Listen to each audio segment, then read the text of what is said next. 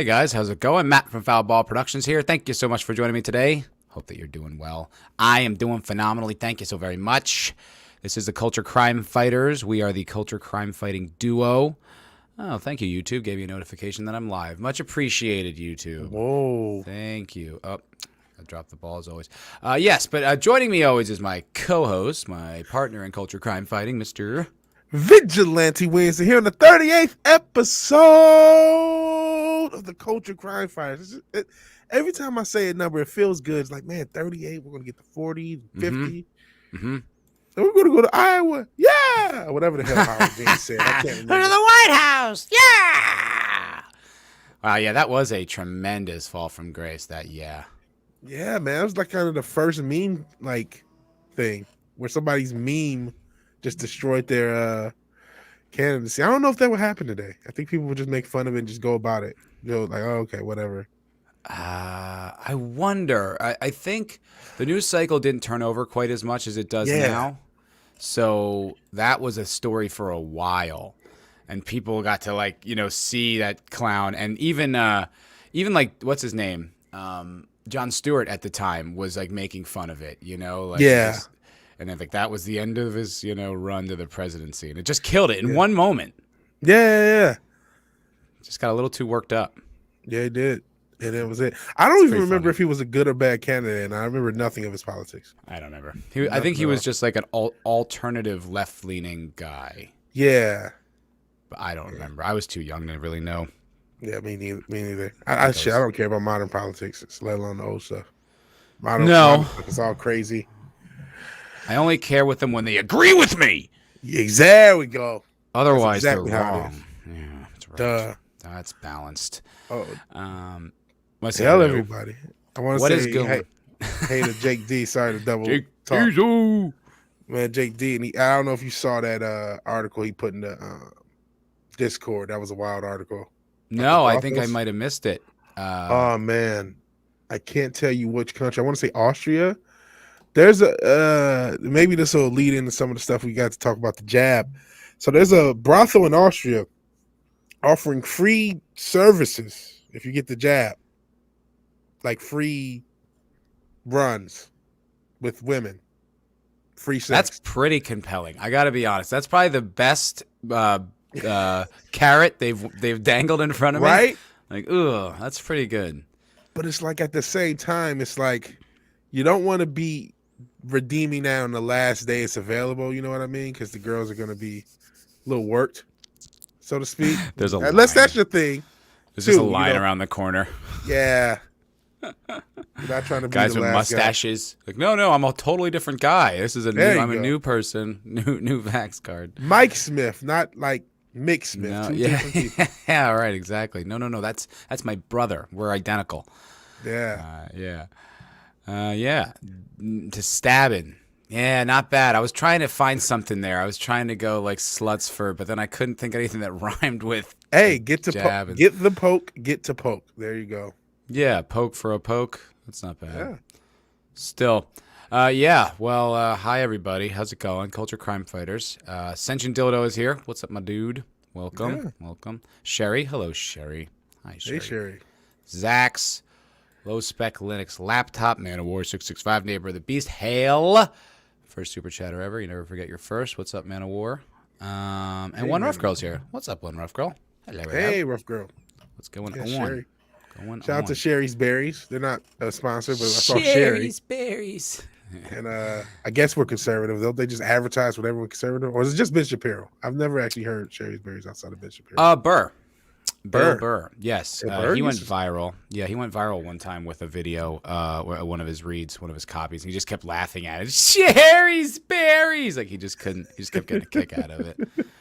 Yeah, so that was pretty popular. Yeah. I do have an update on my Twitter saga. Oh yeah, you went through a lot of Twitter beef and got canceled on Twitter. What's going on now? Well, I did appeal for a second time, and I've heard nothing. And Yeesh. I realize I don't actually care. So even though that guy is a self-righteous pussy, and there is nothing wrong with sexualizing a woman, I decided to just delete the tweet because I'm like, I don't care. I just don't care. I was gonna probably do it anyway, but I was like, all right, they're gonna drag this out for a long time. So I'm back. I know, but whatever. It's more important to me to be able to reach Tom and Nina Infinity than it is to stand my ground at this point. I mean, like, what am I gonna change Twitter policy? You know? Yeah, unfortunately, They're gonna be like, wow, we see the light. We have been suppressing people's speech. Thank you, Foulball Productions. Yeah. Yeah. Luckily, I got kicked off of Twitter, but my appeal won because it was so stupid. It was I don't know if you remember when that was it No Man Must All Men Must Die. Oh yes, Valhalla Goris or whatever. Yeah. They got rid of ads for that same reason, and they got rid of me for a little bit, but they just can't keep a good vigilante down. So there you go. Yeah, you can try, but you won't. But there is an update. So Tom from Midnight's Edge, who's the fucking man, he sent me this, and it made me smile. It made me happy. So if you don't know, there's Weather Katie out there, is a weather girl, who I guess is part of like the fandom menace somehow. I think she slipped through the cracks. I think people weren't scrutinizing her enough. I think they were simping a little bit. She's easy on the eyes. She's pretty cute. No, I think she's damn cute, and like she does the weather in a Star Trek uniform. That's cool. And then she, I guess is mad that anyone would ever look at a girl sexually without like explicit written permission and a note from their parents. It's like broadcasting a MLB game. You need explicit written consent and permission and all this other shit. You need a lawyer to co-sign it. I think she should just broadcast it at burqa. She won't have a problem then. There you go. You got unisex burqas now. I saw that. They probably have fashionable burqas. You can kind of like accessorize your burqa. They do now because of the woke karate who wants to wear Islam, all in the Islam. So yeah, you can get a fashionable burqa and you'll be okay. That's my advice to Katie, so that she doesn't have to feel sexualized ever again. Yeah. However, just follow Sharia law. Right. So she was defending some weather girl who some guy sexualized, and Katie took big issues. The only reason I even know about this, and Tom, being the amazing person that he is, he sent me a tweet from the weather girl in question, not Katie, the one that was being sexualized, that was being so horribly mistreated by this evil patriarchy. Who's officially thicker than a snicker, I think is the official scientific term. I do believe that is the qualification. It's like genus, Homo, species, erectus. Thicker than a snicker is the final. That's exactly what it says in science. That's in the biology books. Whatever good they are, Yeah. Believe the science. Yeah, believe the science. So Tom shared this with me, and this is from the girl from the video. It says, Kayla Smith, I don't have a TikTok, but apparently I've gone viral there. Laughy emoji. Well, hello to my new followers. Hope you enjoy hearing about the weather in West Virginia. She sounds so oppressed. Katie. Feast! She didn't care. Yeah, I was just about to say she sounds so oppressed and offended and like she just can't get over life anymore. Now that people find her attractive. Ha, Katie. Take it, fucker. Exactly. You were standing up for no one. No one needed you to step in. Kayla was fine with it. Yeah, and she's probably going to make more money because of it, because she's now famous. It could probably work at a better station than someone. Yeah. Turns out women like attention. Who knew this? Yeah. This was pretty vindicating. I was happy this existed. I was like, okay, duh. That should put a pin in it, right? Like, okay, she was cool with it. We should be done. Yeah. I wonder. Maybe. I wonder if whether Katie's aware of this. Yeah, I don't know if she is. It's her internalized misogyny. That's why she's cool with it. Exactly. I hope that Katie gets to see this because it really makes me laugh. Yeah. All this shit she made this whole video. Oh, you men, how dare you have penises? It's not what she said. I'm paraphrasing. Well, the whole thing was she said she's like, now she has to worry about people sexualizing her. Well, she doesn't seem very worried to me, Katie. No, she seems good. Yeah, she seems good. Yeah, so that happened. Thank you, Tom. Thank you, Tom from Midnight's Edge, for sharing Yeah. that with me. Much appreciated. Much appreciated. I chalk that up a W for Foulball Productions, quite frankly. I do too. Rough Girl's right. She did appropriate someone else's sexuality. Boom. Boom. That's a yeah. Don't appropriate you bigot. Don't appropriate someone else's sexuality. It's her sexuality. Do with it what she wants. Oh God. People just it's like what's that meme? For the power of white girl, I'm offended on your behalf. Yeah. Yeah. That's what that is. It's 100% what that is. Particularly that demographic. They love being offended for everyone else. Just outraged for literally no reason. No one needed you. No one asked for this. You're standing up for no one's rights. No one asked you to do this. Yeah. No one needed it. You're not saving anyone. You're just sounding off like a baby. You sound like a stupid baby. Yeah. Now they're gonna look at her and think sexual things, and I can't handle that. I can't believe guys look at women sexually. It's so wrong. Yeah, I should be able to put myself on the internet and then control how everyone talks about me. That's reasonable. That's reasonable. Of course it is. Yeah, so that happened. So that is the Katie story. Thank you, Katie, for all your content. I really appreciate it. Thank you. Really appreciate it. The whole ordeal. Yeah. So what's been going on with you, Vig? What's new? That's new. What is new? Nothing, man. Just trying to cover all the craziness of the world, I guess. I was just talking about that. I've talked. The Travis Scott thing was huge over the weekend. I was pretty sad. Yeah. So that happened here in Texas, in Houston. Yep. Now, I'm not entirely sure what happened. I know that, I guess a lot of people got trampled to death. Yeah. Right? I thought, when I first heard, I assumed it was a shooting. I mean, it's a hip-hop concert. I just figured someone's racism and bigotry on display as usual. Just observing White patterns. supremacy. That's all. It's just there's precedent for this. I didn't say, well, they're black. It's like, no, hip-hop shootings happen all the time. White supremacy. Yeah, No, you're right. so That's white supremacy. What happened was, it is, what's real funny is one element keeps getting left out of the report, but basically, in general, they didn't have a control over the crowd. Like earlier in the day, there were people rushing the entrance, and they did not have enough staff to control it. So what do you? Why are people rushing the entrance? Like, what's going on? Just to get in for free, I guess. Okay. I don't know. But there were people just running in, and the fucking security couldn't stop them. But that's not the incident that caused the issue. It was actually when the concert started. And actually, it's a festival, so there may have been concerts before then. But when the main show for Friday, Travis Scott's on stage, he brings out Drake, and then people start to rush the stage. And in that process of rushing the stage, that's when all hell breaks loose. And that's when people start falling and getting trampled. And then the weird thing that I don't understand, and this, a lot of people are you think I'm a conspiracy theorist, man. It's become normalized, the supernatural elements that people are seeing. But one thing that was widely reported is people were having issues with breathing. I'm not sure if it's because of space or whatever, but people were passing out. Well, they probably had COVID. It could have been. But no, I think it was the combination of there's 50,000 people in a enclosed space, and he keeps shooting off fire, which is burning out all the little oxygen that's in that area. So people in the VIP section, people close to the stage are having trouble breathing, passing out, yelling at him to stop the show. He either can't see them or is not doing anything. There's a couple shots where. Sorry, was it indoors or was it outside? Outdoors. This is all outdoors. I mean, how much smoke could there be? I don't know, but a lot of people there were issues with cardiac arrest. Oh yeah, but a conspiracy nut. Well, I don't know if you pay attention the past 20 months. I haven't been wrong by much. I don't know if you've been watching it. Yeah, I mean, Cinch and Dildo, you're completely blackpilled on every single politician. You guys are not that far apart on how you. I don't think we are.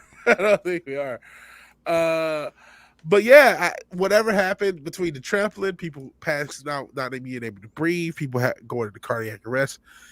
They reported 8 people died, but it seems like there were more, at least from any report of people you can find there. They found, bro, there's a lot of people think that there was something demonic about that show. There were I people who, confess, I confess to like draw those conclusions pretty quickly too, especially considering Travis Scott is one of those guys who's like in the inner circle, right? He's like with the Kardashians, Mhm. so it's like it's I don't know, maybe it's just a childish way to look at the world, but it just you're just like it always seems to have these weird coincidences. I'm like I'm always supposed to ignore them. I don't know. Yeah, yeah, man. I don't know. Listen, I'm not on any of these. I'm not reading that out loud, but yeah. Yeah, Uh, listen, I'm not in any groves or any eyes wide shut parties. I don't know how this shit works, but like something freaky happened. Rather something freaky happened, man. Something really freaky, something really tragic happened because people did lose their lives. I mean, look, I And think there's something to some of the conspiracy theory. I mean, the Bohemian Grove is a real thing. It's not like made up. You know what I mean? MK yeah, Ultra actually did happen. Those experiments are real. I did go to a very powerful Hollywood's agent's house, and he had pictures of him at the White House at the CIA. It's not. We're not nuts here. It's not. It's not insane. It's just to what extent does it actually yes, go? That's the question. yeah. And sometimes we do. Lord knows I see ghosts all the time. So I'm not Hmm. right all the time. I'm just not. So you can make fun, and that's what such a dildo does. He's right, but like we can't be wrong all the time either. And I don't know what the hell happened with Travis Scott. Like I said, wasn't at the Eyes Wide Shut party where shit was decided. I don't know. I have my own I don't know. theories, Yeah. but whatever happened, it was a tragedy. And the what we can say, what is actually practical to say, is they had that staff. They were not staffed enough. They had 500 people for 50,000 people. That was never gonna. And yeah, you know what? I don't know if I could play the clip. We just found out there's new settings for me as a member or Oh. whatever. But Yeah. there was a Yeah. clip that I played I on don't my wanna. show. Do You we don't. have We don't to? have to.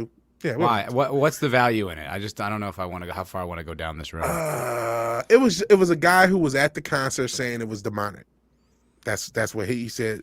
So that's up to you. There was a lot Yeah, of people who said that. yeah, I don't want to go too far down this road. Yeah. I'm fine like speculating and talking about it for a second, but like I don't really want to. Let's say it is. What then? Yeah. What do we do? Yeah. You know what I I mean? mean, Like, let's just have a little fun. I don't know. yeah, I don't know. You're right. You're right. I don't know. Listen, hey, I might talk about it a little bit more tomorrow. I kind of do want to bring up that kind of honestly, yeah, I'll talk about it. I'm mixed. Part of me wants to bring up that angle of like, oh, more of the supernatural elements, but then part of me says, yo, people die. I don't know if that's right. You know what I mean? I don't want to be Word. exploitive of a bunch of people's deaths. I don't know. I mean, they reported at 8, but anyone who was there seems to say more people passed. Then again, I know a lot of people went to the hospital, so maybe they were just seeing people pass out who were eventually revived. So is this? Sorry, is this the kind of thing that happens at concerts a lot, where people just rush the stage like wildly? Like you'd think that there would be plans for this. If this is like there'd be a way to control them. Like you just hope everyone's on their good behavior all the time. Yeah, that's the thing I've been wondering. I'm like, man, there's been like thousands and thousands of concerts over the history of life, massive concerts where people, were extreme. What happened in this one, to make it so, deadly to so many people? What was Hmm. the case? Like, was it the way it was set up? What happened? That stuff, I don't know. I don't either. That's the thing I don't know. And I don't know why they had so little staff to secure the place, so little staff as far as like the medical staff. They were just completely understaffed. And that was as much of an issue as anything.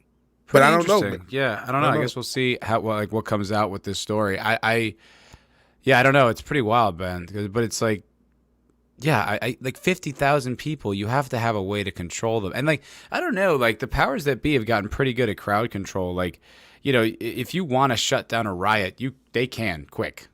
Yeah. They get the horses out, they get the little tanks with the tear gas and all that stuff. I mean, you can shut it down. So Yeah. they've got all these like constructive way, like our whatever articulate good ways of controlling crowds. Why would a concert with 50,000 people not have anything like that in place? It seems weird. It does seem weird. And again, it's as lame as I am. I haven't really been to as many concerts recently. especially like big festival stuff. I don't know if I've really ever been to I a big never have. festival like that. So I mean, I don't know, like, how do all these other festivals get off scot free? Maybe they don't. If you've been watching, Scot-free. I see what you did there. I didn't even pay attention to that. Vigilante. Ah, you are a Wasn't thinking comic about genius. that. Wasn't thinking about that. But no, watch 24/7 Fusion Media. He's actually been doing a lot of coverage Okay. of it. So please check out his channel. He had a video of a guy who got injured at a 2017 version of this. I guess it was in New York, and it's not quite the same thing. It looks like whatever it was, the crowd got intense and it kind of pushed him over a balcony, and he's been having injuries. He was paralyzed for a while. Yeah, it's got check out 24 Fusion Media has a video about that. And it's a guy in 2017 who had a injury at one of those shows. So wow, maybe this is one of those things. And sorry for talking too much, man. Maybe this is one of those things that does happen, but just not in this great of number, and we don't really notice it because it's not that great of number. If that makes sense. Yeah, well, because like, I mean, it could just speak to the quality of person in Houston. Maybe they're all just scum. I don't know. We love you, Houston. We love you, Houston.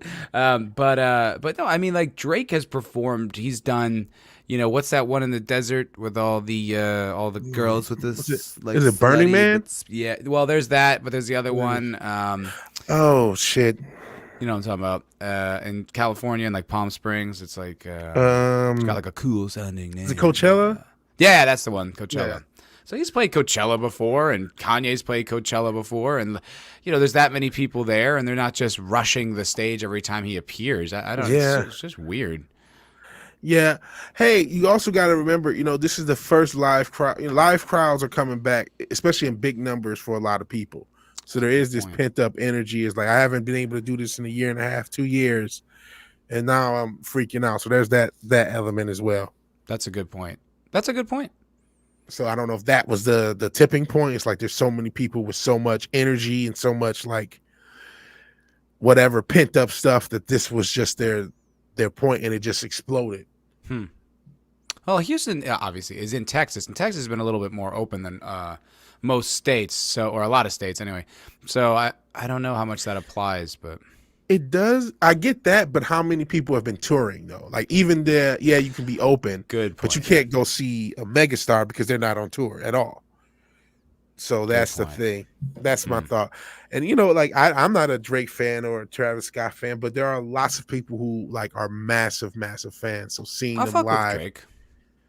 He's made songs I like, but I'm just not he's just not my guy. He's not my guy, but his albums are better than I expected. Like when I listened to the actual album, just like all the tracks in a row, I was like, oh, this is actually really good. Like, it's so surface now. It's like everything Jay-Z and Kanye put out, all those singles. I'm like, these are the most empty songs I've ever heard. Like they're well produced and they sound cool. Like if you're somewhere and they're on, it's fine. But if you just sit and like listen to it, it's just like Lamborghini Mercy. She says she's so thirsty. That was my song. I love that song. Really? I love that song. And I don't usually like empty Kanye, but that should just. That's what I mean. Like it sounds cool. Yeah. But I guess I don't know. I'm always like a hip hop lyric guy. Yeah, I am too. But if something sounds cool enough, I'll rock with it. Yeah, that's what I mean. I'm just saying like it's cool to like party with that song. Yeah. I don't know that it's cool to just like listen to it at home. Like, you know what I mean? I don't know. Like I probably wouldn't. Yeah. Bro, Drake can't touch Kanye. Oh, I'm not interested in either one really, but I like old Kanye a lot. I say College Dropout's good. Yeah, the first 3 albums to me are still the best. And I know a lot of people, when it got to My Beautiful Dark Twisted Fantasy, it was just like, I like you and all, but I'm not obsessed with you like you are. So like, this is good music. I just don't care about your story as much. So if this is like, all it is me. I don't know. That's what those modern hip hop stars are. I mean, even Jay. I used to love Jay-Z, and then you're just like it's just all about you all the time. It's so boring. You're rich, cool. You're such a good hustler. Oh, great, got it. Anything else? Nothing. All right. Especially bye. Jay. It's like, dude, you're 40 years old talking about something that happened in the 80s, and you dealing drugs. You haven't been a drug dealer in like 20 years. Like, give it a Does rest, he man. does he still talk about moving weight? I'm talking about even the later stuff, like later 2000s when he was. I don't know what he's Like talking about 99 now. Problems, like where he's talking about he's got the keys in the trunk or whatever, you know? Well, that was See how more of a smart you are when the canine comes. that was cool because that was him talking about a specific story when he was younger. But Oh, then okay. there was the album American Hustler came out like 2007, 2008. And it's like, dude, you have not been a drug dealer for 20 years. This And is cool and all. there's like a dispute whether he even was. Yeah, which is always a thing Yeah. because it's like, oh, was he? There's also dispute too, like even Biggie. I hate to say this about Biggie, but it's just like me and my buddy were breaking it down, and like the things that were like it would contrast. Like he would do like skits that would contrast his lyrics, that would contrast the actual story, and you're like, "Are you making all this up? Like, is this any of this real?" I don't know how much was real. I listen. I know with Biggie, his mom was a school teacher, and then he's just I don't know. Who knows? Who knows? Hell, I hate to do it with Sister Dildo. There's rumors that a lot of that shit is MK Ultra too. Like a lot of that shit's just fake. A lot of rappers What are is? completely like some of these rappers are complete plants, and their whole stories are just made up, and then they just and a lot of them are quote unquote mind controlled to just do whatever they want. I don't know if that element's true, but I definitely think the makeup stuff is true.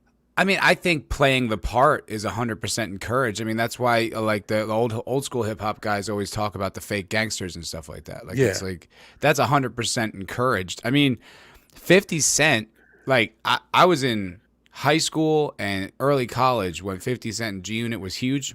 Mm-hmm. And all they ever talk about is like smoking weed and all this type of stuff. Like they got videos of them cracking a blunt like over the edge of a building. Mm-hmm. And like 50 Cent says he's never smoked weed. I love that. You told me that. Like, of course he didn't. Like he admits it freely. It's not even like they didn't discover this. He's just like, no, I don't smoke. It's like, why would you sing about it then? You literally have a song called "I Get High All the Time," buddy. All the yeah. But you know what though? You should have gone with 50 Cent because he's got one of those bodies that's like you can't just eat a bunch of shit and just drink, vitamin water, just smoke weed and eat chips and it look like 50 Cent. You know what I mean? Especially he was like diced as fuck when he came out. It's probably one of those guys that didn't smoke, didn't drink. Sorry, Low Spec Linux Laptop says it's all fake to encourage you to sell drugs and go to jail. I don't really think he's that far off. Bro, I heard this is something. This is maybe a conspiracy theory, but I'm not the only one. Apparently, was it Busy Bone from Bone Thugs and Harmony heard about this meeting as well. There's this rumored meeting, early '90s, of a group of people who are invested in private prisons who are going to music execs, telling them to push more gangster rap, particularly gangster rap, not just regular rap, not like Tribe Called Quest. That shit ain't gonna cut it. Push the gangster rap so they can encourage people to get into these prisons. Damn, therefore get built. That's a conspiracy theory. Bro, I heard about this back in the mid 2000s. So this is not just something. This rumor's been around for a while, and there's a Busy Bone video about it. That is dark. Talking about it. If you don't believe and that's like a hip hop. Yeah, that's like a real rapper. Yes. So check it out. It's not just me who's heard about this rumored meeting. Damn. Supposedly happened in '91. It's real shit. I gotta be honest though, you're not making a strong argument against you being a conspiracy theorist. I never said I wasn't. Listen, just saying. Just because I have a conspiracy theory doesn't make it wrong. A conspiracy theory, just because you're paranoid doesn't mean they're not out to get you, right? There you go. Now you get it. Now I get it. Yeah. Now I get it. I don't know if you. Ow. Fuck. Oh my god, my calf just cramped up so bad. Ow, that really hurt. Ouch. I don't know how much you've heard, but pretty much everyone is looking at this Colin Kaepernick Netflix show like, what? I heard, and I heard about the meme of what was it? That the NFL Combine or the draft is just like slavery or just like which is just so absurd. I was like, okay, like this is just master trolling at this point. Like you can't take that seriously. You can't take a statement like that seriously. Well, first of all, you can't take a statement like that seriously because unlike slavery, this is a choice and you get compensated immensely. So Yes. absolutely in no way can you compare it to slavery at No. all. No, the exact opposite. You don't get whipped or murdered if you don't do your job. It's No. not I mean, even listen, close. You get football's, yeah, that's it. cut. Football's You not lose easy the on your body, privilege. but for fuck's sake. No, I agree. And look, the NFL's got lots of things to answer for. Like mainly like this covering up the CTE stuff, I think is 100% legit. You know what I mean? Like there's definitely lots of things, and it's a pretty brutal league. I mean, unlike professional baseball or whatever, there's no guaranteed contract. So you get injured, you lose your money. You know, it's like working at a factory, like under the Andrew Carnegie days. You know, you lose your hand in your factory. It's like, all right, I guess your family's gonna starve. I don't know.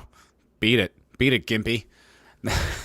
But now, you know, but I still think, I mean, one contract is enough to set you up for your entire life. I mean, most people are never going to make $10 million in their lives. Yeah, and so one season, and you're good forever. I mean, yeah, you can't be driving Ferraris the whole time. You can't have 6 houses, but you can live off that forever. You make a few sound investments, you could even live well. I was like, I'm sorry, I'm not really on board with your victim narrative here. Millionaire athlete who gets all the pussy he wants and all the access he wants and is like a god among men. I'm sorry, I don't really see you as a victim in this society, black or not. 2 real issues with Colin Kaepernick outside of obvious. So like Nike has paid him way more money than he would have made given what his skill set was when he left. Right? He was a backup. He was fading into backup land. He was no longer a starter. He had his year. Oh, 100%. And he was no longer going to be a starter. And in fact, that to me is what, if you remember, he didn't have the fro back when he was playing. He was straight-laced and all this other shit. Didn't he have cornrows? Well, yeah, he did when he was playing, but I'm talking about when he was good. When he was good, he had like a shorter haircut. You almost couldn't tell that he was black at all, honestly. He didn't really. He looked more like Arabic. He looked like he did. Middle Eastern. Yeah, he really did. He really did. And yeah, so he wasn't a great player. But like my thing is this: if this league is so racist, why are you so upset that you're not able to be a part of it? If you hate it so much, it's like slavery. So why would you want to be a part of it, Colin Kaepernick? Well, he's become awakened to just how oppressive it was. See, at the time when he was getting all the acclaim and the money, he didn't realize. Now he realizes. There you go. And he made like I was listening to the Boys Cast talk about this, and he made something like 50 million in his career or some shit like that. And it's like, so listen, man, is this country perfect? No. But in this country, you, the most oppressed minority in the whole world, was somehow able to surpass all these hurdles and get an insane amount of money for throwing a ball around. And I personally can't look at that as a system that disadvantages black people. Sorry. No. And again, NFL's not perfect. Like we were talking about the CTE and some of this other stuff. Because there's a lot of stuff the NFL has done that's fucked up. Kelly Child says, why would you cover up stuff about the CTE? NFL, the stuff with CTE and the doctors not telling the players how fucked up they were, that's pretty fucked up. Mm-hmm. And that's something, if you want to do a class action, I think there has been stuff like that. That's one thing. But to compare the entire process to slavery, again, NFL is not easy. It's a laughable comparison. Grow up. Man. Shut up. It's slavery. Everything's slavery. Whenever you want to make a point, you just want to, like, no one can argue with you. Oh, it's just like slavery. And then it's like, people back off. They're afraid to even engage. It's like, all right, I'm not. That is dumb. Man, you know what's actually more like akin to slavery? The modern fucking wage slave. Because, like, you'll never be able to afford a home because they're now like $500,000 for a decent home. So if you're making like 10 or 15 an hour, you're more akin to a slave given what you're actually getting. If you're like, working at a McDonald's or working at a Zaxby's waiting for my fat ass to get through the line and order some chicken strips, like, then you're just like, you have to work so many hours, you only get paid so much money, and then the cost of living keeps going up and up. That's the people on the bottom of the economic rung have a much more of a case than some guy in the NFL. I agree. I mean, a fact that at will employment, the fact that your employer can fire you at any time for any reason. Yep. And then, you generally, when you're making that much money, you're living paycheck to paycheck. So you can't really afford to lose your job. So you do get stuck in those kind of ruts and stuff like that. And it is very tough. I've been in that situation. Yeah. I'm pretty much currently in that situation. And it's just, you can't really, you don't have a lot of power to move, and you're chained to this like meager wage, and there's not a lot of options. I think that's why you see the rise of a lot of like gaming streamers and OnlyFans and stuff like that, because at least you don't have to work at us, these fucking jokers on these ridiculous fools trying to make points no one cares about. You people care. They care. They care. It'd be more like serfdom, not slavery. No, I agree. I'm just saying it's a more apt comparison than being paid millions of dollars for 4 or 5 years to throw a ball around, while you're treated like a god. I'm sorry, I don't really see it that way. Yeah, and serfdom in general is only a hair out from slavery. You know what I mean? Because it's not the same thing as far as being. I guess no, serfs sometimes were on the land, so I can't even say that. But it is, what do I mean, you people? I mean, you people. That's what I mean, you people. You sit your dildos. All your bigotry. Bigots. Yeah. So that's actually all I heard. We kind of ranted about that. I didn't hear anything else about this outside of that crazy statement. Is there anything else to this thing? Well, it's just being pretty much poorly received even by the access media. Like, you see, this is as harsh of a criticism as they're going to level at it, but it says it's provocative but messy. They're like, they still can't shit on it. You know what I mean? Yeah. They still can't be like, oh, he's a retard. And because it's like, what are you, racist? No, I'm definitely not racist. Please don't fire me. I don't know how much I want to read. I mean, this is Variety. Yeah. It's a pretty rough media outlet. But Yeah. former NFL cornerback turned professional lightning rod. Ew, I hate that phrasing. Professional lightning rod. I wish he was. So he'd shut up. Like an actual lightning rod. An actual, go play in a storm with a Louisville in your hand, please. Oh no. Just kidding. It's a joke. Has a story. White supremacy. No, you're right. It is. It always is. White supremacy strikes again. Rats. Well, we got to keep fighting. Has a story uniquely well suited to being adapted for a deep-pocketed prestige streamer like Netflix. Rather than fade into obscurity in the 5 years since he was last invited to join an NFL franchise, Kapernick has become an even more potent and still unlikely symbol of America's roots-deep racial injustice. I'm already exhausted. Yeah, and they've already kind of lied. It hasn't been 5 years. It's been 5 years since he played, but there was that workout a couple years ago that he didn't really want to do. It, though? He organized the workout, and then at the last minute said he wanted to work out some other place, and then it just got canceled because he really didn't want to work out because Nike reportedly, and this is alleged, gave him a $60 million contract just to be an activist. So he literally made more money off of Nike potentially than he did even in his career. That's a rumor. I wasn't there. I didn't sign a contract. I mean, like you said, like promoting the idea that racism is real everywhere and, you're a powerless victim to it is very profitable. Mm-hmm. It's a very profitable enterprise. I mean, buy large mansions. Buy large mansions. Absolutely. It's like people, that's their whole living is stirring people up in a frenzy. Yeah. Yeah. Rough Girl, that's what I was talking about. He threw his own combine. There was some press there, but what he did is the day of the show, but the combine. Sorry, I don't know if he. Go ahead. No, you continue your point. Sorry. So basically, there was the day of the combine where he had staff. He moved the location like at the moment it was supposed to start, and then people said, "You know what? I'm done with this shit. He's just fucking around," and left. A lot of the execs there, but I don't think he wanted to get measured because I think he had already diminished as an athlete, which was his biggest threat. There was a reason he was riding the bench. It wasn't a mistake. No, it wasn't racial and bigotry. You got figured out. You're a scramble quarterback. You were never that good, and now you're gonna take a paycheck to sit in the bench. That's it. Yeah, and he wasn't even like the lightning fast type scrambler either. He was he was too big. Yeah, he was too big, too long. But those not guys, quite fast they enough. don't last. They No. just don't last in the NFL. Like, what's that guy who everyone thought was like the second coming? He's in New England now, but he was with the Panthers Oh, for a Cam while. Newton. Cam Newton, He was cool for a few years, but eventually the body just breaks down. You can't play like barely. that. No, not against those guys, man. Those guys are killers. You Too see the way they big, hit too big, people in too the open fast. field. I mean, Yeah, dude, those guys will hurt you. There's yeah. You no can't way. eat those tackles like that. No, and especially not on the run. Like, there's ways in the pocket to kind of absorb the hits and take different ways. You know what I mean? Like, but you're sprinting and someone tackles you full on like that. You know, that's your soft tissue can only take so much abuse. And if that's all you got, if that's your only trick is to scramble, it's not gonna last. Yeah, I'm talking about that like I have any business commenting on the athleticism of these fucking gods. you're not.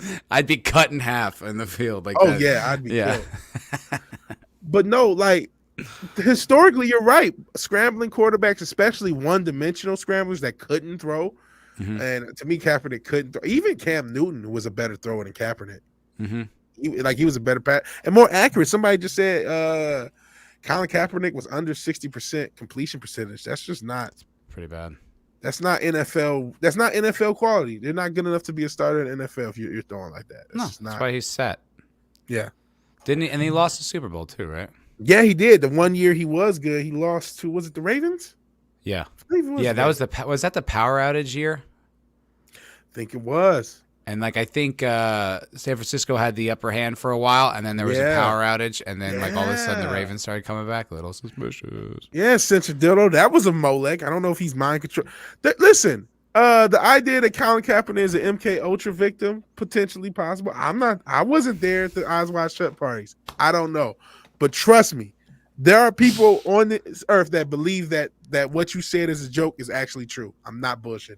Yeah, but there's lots of people who believe lots of things. Whatever. Who cares? Okay. I wanted to point out though the fact this as developed by Kaepernick, the co-creator is Ava DuVernay or whatever her name is. Everyone fucks up her name. Ava DuVernay. DuVernay. I think how you say it. Yeah. Yeah. What is she? That What makes is she? sense. Scandal? Or is that? No, that's Shonda Rhimes. That's Look at Shonda me. Rhimes. No, she was the I think she was she the what the hell? She did Selma, That's what it is. but she also then got real woke, real fast. And I told you, we talked about her. I met her and she seemed really cool. Yeah. You did tell her. Yeah. She seemed really cool about what you said. She did Like, a I'm just wrinkle in woke time. professionally. She did a wrinkle in time. Ah. Yeah, that Was was that the one successful? that's not for you. Oh, that's what the. Yeah. I remember some of the promotion of that. I don't think that was good though, or successful, or No. or mattered. It has a 4.2 on IMDb, a 42% in Rotten Tomatoes, and it says it made 133 million at the box office. That's all just awful. Yeah. Uh-oh. Why is she still getting jobs then? Oh, Yeah, interesting. Especially, well, isn't it? you can't fire her, or that's racist. Oh, I thought America was racist though. So that makes it awkward for her existence to actually disprove that racism. So yeah. Yeah, so it's kind of nice to see that even like the mainstream media is not buying this one. Like there does seem to be a turn a little bit. Like you have what's it like? Even the Eternals right now is just getting kind of crushed. Yeah. Like Did you see the Eternals, by the way? no, I don't what? know. No, of course not. So, I don't I'm gonna know, watch maybe you- Mahler's jokes about it. And that's about as much as I'm gonna spend time on that movie. Some people were saying I should see it in review. I was like, I don't want to talk about this. Who cares? I don't care. Like, first of all, I'm not going to do a better job than Critical Drinker or Mahler. So there's no reason for me to weigh in. I mean, there might be a point or two that they didn't raise that I can raise, but do I even really care? I'm not even that big of a Marvel guy. Like, I enjoy the movies, but I'm more in it because I don't like them destroying everything with their, fucking commie propaganda. So I get a little more invested in that regard. But I mean, it's not even like they're destroying characters. I mean, who cares about the Eternals? Fucking no one. Yeah. I'm wondering if this is going to be like have lasting ripples on the MCU fans, because I think the MCU fans are starting to fade in general. I think people are over it. They're just tired of it. Yeah. Like, how many fucking comic book movies can you say after Endgame, man? The story's told. It's over. We're done. Yeah, we're done, and it honestly is a bit exhausting. Like, you don't really need to go through these types of movies. Like these things have a window in time when they're engaging. Yeah. We've talked about it with action movies. Like, if you made a modern action movie, it would just probably feel stale. You'd probably be like, yeah, no, we're not really into this anymore. But like at the time in the 80s and 90s, it's all we watched and we loved it. Yeah. Honestly, I think we've gone long enough in that case where it probably would be beloved because we haven't had it. Well, we had John Wick, but outside of that, I Yeah. can't really think it. But yeah, I think That's in general, that's there the was a point. style of thing they have now. It's what's the other one, Mr. Nobody or whatever? Yeah, yeah. That's how they do it. These sort of like, intensely choreographed, like Atomic Blonde. Like that's the Yeah. new way of doing action movies. But the, big explosions and a guy with a flamethrower, taking out terrorists. That's just Yeah, over. yeah. I see what you're saying. That style, the style is over. And yeah, the same thing. Marvel's. Yeah, I think Marvel. I thought they were fading in quality even before Endgame, and Endgame was just the pin in it. That was it. I didn't really like Endgame, especially compared to No. Infinity War. I really thought that was such a major drop off in quality. But those are the last two movies of the series, essentially, of the actual MCU story that was supposed to be told. I thought Infinity War was brilliant, and I thought Endgame was kind of a flop. But yeah, it Endgame was successful. But well, it also had. I mean, it's very successful, yeah. But Endgame definitely had, I think, a Force Awakens type reaction, where everyone went and loved it, and then the more they thought about it, they're like, "Wait, actually, that kind of sucked. That was sort of stupid. What was that about? Yeah. Why did that happen? You know what I mean? Like the more they ruminated on it, they're like, actually, that wasn't very good." yeah, Yeah. I had so many issues with Endgame. I didn't really even think about things like what the time travel fucks up, which is like, I totally think those arguments are valid, but I didn't even think about that. What I thought about was it really took forever to get into the story. Yeah, and there was so much get it extra going. stuff. Yeah. It's just, I just thought Endgame was kind of like, all right, we're wrapping this thing up and let's just get this shit over with. That's how I felt watching it. I know Yeah. I mean, it didn't feel like the actors felt that way, but it felt like the production felt that way, even though I'm watching it. Like I felt like this is just the obligatory end of this. Well, Thanos' motivations were just, they're like, nah, he's just evil now. It's just Yeah. That's another thing. They kind of undid a lot of the character building they had just did with Thanos. Because it wasn't the same Thanos. They had killed him, and then they go back and get the other one. I didn't like that. None of that worked for me. And then like they send the people who are like involved, like in that, to like his time, and then like he picks up on like what's her face's Wi-Fi, and then they figure it out. It's just like, man. And everyone's a copy of. I don't know. It just didn't feel nearly as engaging. Because it wasn't. Yeah. And again, I think just in general, the superhero movie as an institution, we got to stop doing it. I don't think anybody wants to go in a theater and watch a bunch of CGI and colorful costumes, hear a bunch of corny jokes, and spend 2 hours like doing nothing. Like I don't think anybody wants to do this. And Mike Frank apparently is increasing the birth rate in Thailand. Are you sure they were all women? Because I've heard things about Thailand, Mike Frank. Wait, what? Sorry, I was just looking up an article. What did he say? Wait, his comment distracted me. Oh wait, let me test the. Let me click. Women. There you go. Yeah, he says what? Are you serious? He got 10 women pregnant. He's in the Air Force. You're a crazy person. What are you doing getting 10 women pregnant? Pull out, bro. Yeah, man. 10 prostitutes? He says they were all women.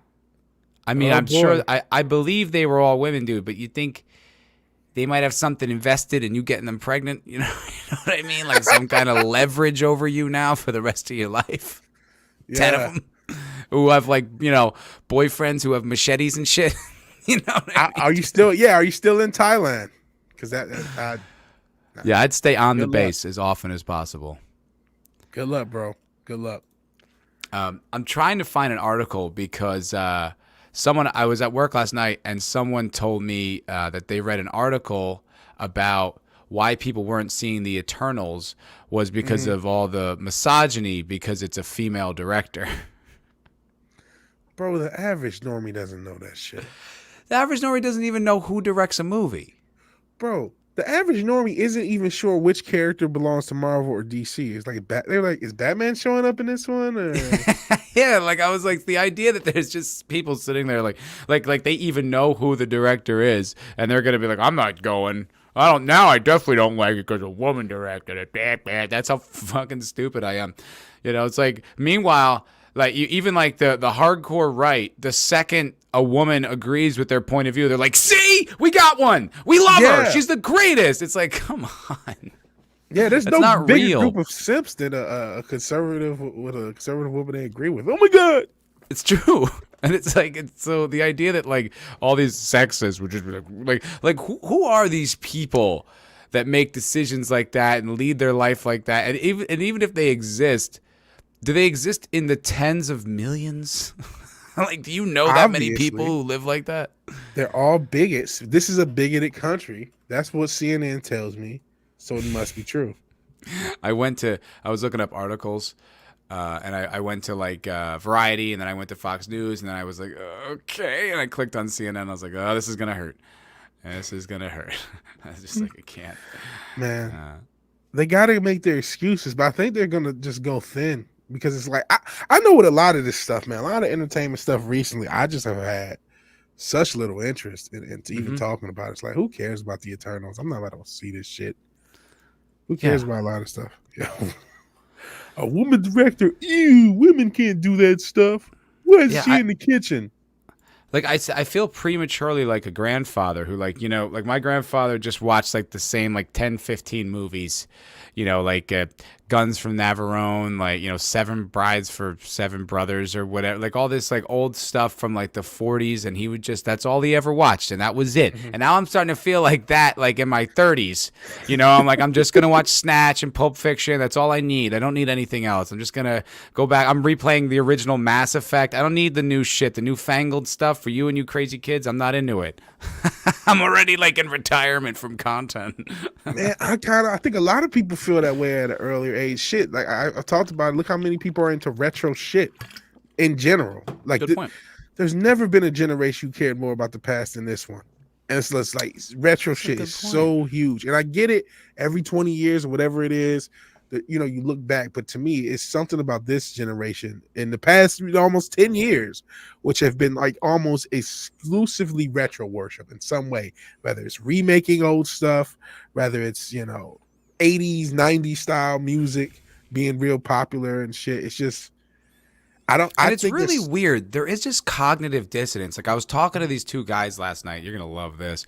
This guy, and they were chill. They were like nice dudes. Even one of them subscried to the channel. Like you know what I mean. He was interested, and he was talking about YouTubers. Yeah, thanks for subbing, dude.